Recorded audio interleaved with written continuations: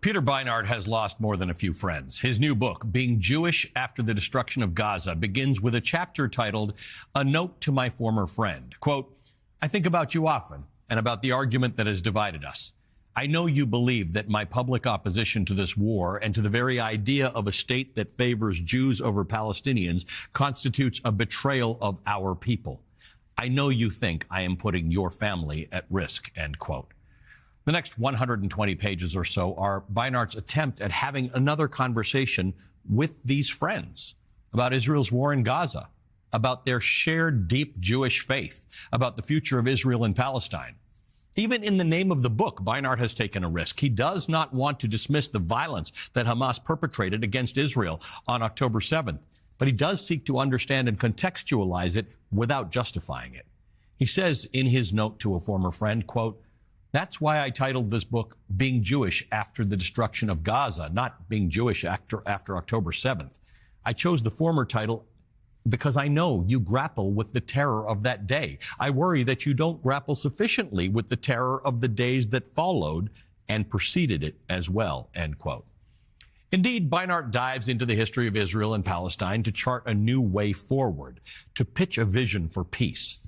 Among his evidence for what he calls the interconnectedness of Jewish and Palestinian safety is that over the years, Palestinian support for violence is at its lowest when belief in the potential of a Palestinian state is at its highest, a situation that today is entirely inverted. Beinart argues that the Israeli government's well-documented repression of Palestinian people has only strengthened the very militants that Israel wants to destroy, Hamas. Quote, when Israel tells Palestinians they'll remain subjugated no matter what they do, no military campaign against Hamas offers any chance of lasting success, end quote. Beinart also spends much time on the impact of Hamas's violence on Israel, recounting stories from survivors of the October 7th attack. He contextualizes the Israeli cultural response within the traumatic memories of violence from throughout Jewish history. But Beinart knows that the best chance at avoiding another tragic attack on Israel is by guaranteeing the safe future of Palestinians as well. And he knows from his own life that he would not have gotten to this position if he himself had not engaged in open dialogue. Quote, despite visiting Israel-Palestine since childhood, I didn't spend any meaningful time with Palestinians there until the fourth decade of my life. Conversation by conversation, Palestinians helped me think differently about what it means to defend my people. They helped me redefine Jewish honor. They changed my understanding of what it means to be a Jew. Joining me now is Peter Beinart. He's the editor-at-large at Jewish Currents, an MSNBC political analyst and author of the forthcoming book, Being Jewish After the Destruction of Gaza. Peter, thank you for being here. We have had some tough conversations in the last few years. Not between us, just the topic's tough. Yeah. But this one is the hardest. We've all lost friends over this. And it hurts me personally to have lost friends over this because all I want is for people to live in peace. And that's all you want, too. But you didn't come to how the methodology overnight. You didn't come to your conclusions that are written in this book overnight. This has been a real evolution for you.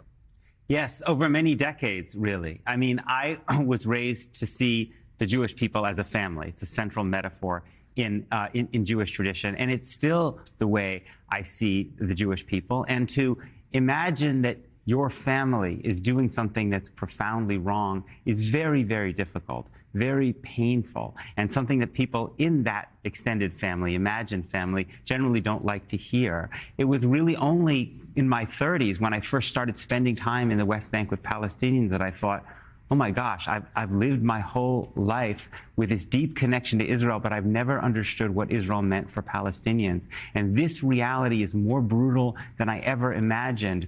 And I hadn't really been recognizing the humanity of these people. I'd always been thinking about them as a kind of faceless, dangerous mass that threatened us. And so that was the beginning of a journey that led me to a place I didn't think I would go, but that I hope other Jews will go as well, because something has gone profoundly wrong when the leadership of our community can justify the destruction of an entire society.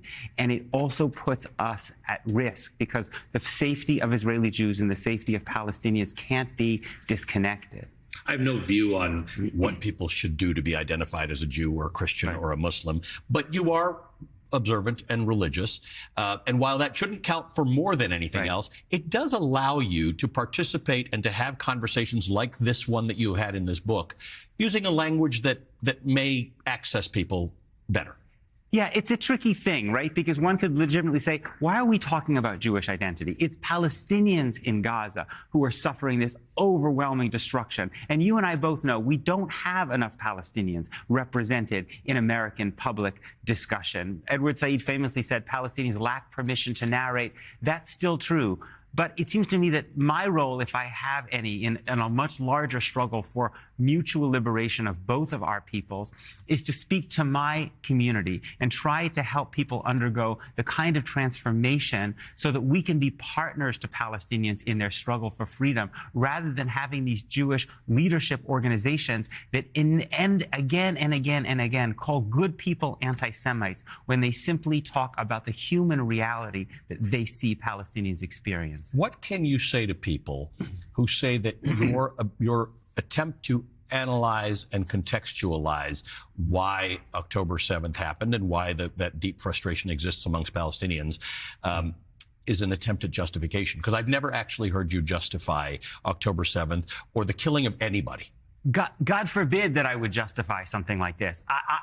I was deeply, deeply affected and remain deeply affected by the incredible trauma of the horror of October 7th. But if you don't contextualize things, you can't stop them from happening again. Let's think about 9/11, the horror of 9/11, right?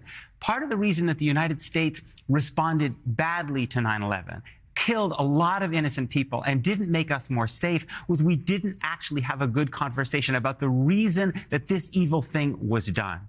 What October 7th was evil, but it was evil in response to oppression. I know a lot of people don't want to hear that, but if you look at the situation of people in Gaza, it's called an open-air prison by Human Rights Watch. The UN said it was considered unlivable by Palestinians before October 7th. If you don't understand that, you're going to keep repeating the same mistakes. You're going to respond to this with massive military force, and you know what you're going to do? You're going to create more desperate, furious people who've seen their families killed, and they're going to try to attack you again. Everyone is going to be less safe. I know it's not fully out yet, but have you heard from everybody you're going to hear from about this, or are you ready for another wave of people who are going to call you names?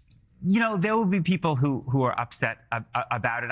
I'm used to that over the years. But honestly, the things that have the deepest effect on me are particularly when I hear from younger American Jews. Because there, as you know, there's a profound generational divide in our community. The Jewish leadership doesn't like to talk about it. But I know so many young American Jewish kids who say, I don't feel comfortable going to my synagogue. I can't talk to my rabbi. I can't even talk to my parents. I was raised to believe that our tradition values the infinite dignity of all life. I was raised to believe that our tradition prizes fierce and open debate.